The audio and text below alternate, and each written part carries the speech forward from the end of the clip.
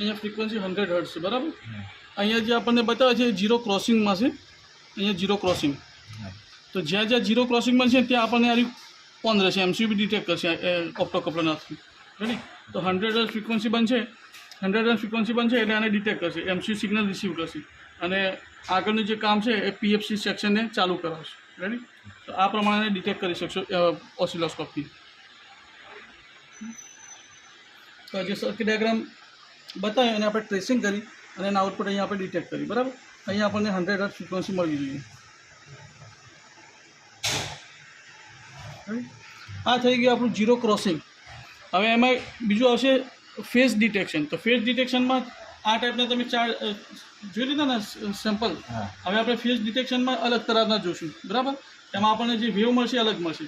તે કયા વેવ મળશે આપણે જોઈ લઈએ સર્કિટમાં, બીજી સર્કિટમાં, બરાબર. ડન.